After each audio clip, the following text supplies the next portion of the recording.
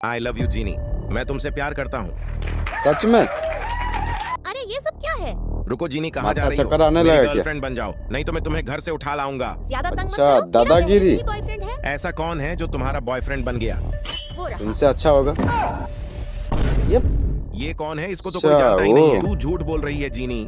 अरे ये झंडू तो पीछे ही पड़ गया। सुनाई नहीं दिया क्या? मैंने कहा मेरी गर्लफ्रेंड बन जाओ। जबरदस्ती। अरे अरे जल्दी से ढूंढो, वह लड़का कहाँ मिलेगा? किसको देखती हूँ? अरे ये तो नहीं है। अरे जल्दी जल्दी ढूंढना। ये फोटो नहीं तो वाला मुझे लड़का बहुत तंग करेगा। ढूंढने चल अरे रही। अरे जीनी, वो देख वो रहा। एक्सक्यूज मी, प्रिया मिल गया, यही है ना? हाँ हाँ। तुम ध्यान से सुनो, मेरा बॉयफ्रेंड कान के लेकर जल्दी काम करो, ये क्या चल रहा है? अरे जल्दी काम कर। ऑफिस में आकर। ये काम मैं 1 मिनट में कर दूंगी। अरे वाह, लड़की तो अच्छा। बहुत सुंदर है यार। हो गया। फिर कर लो। ओके। रुको, तुम मुझे बॉयफ्रेंड बनाना चाहती थी ना? हाँ हाँ। मैं तुम्हारा बॉयफ्रेंड बन जाऊंगा। Bye bye. टाटा।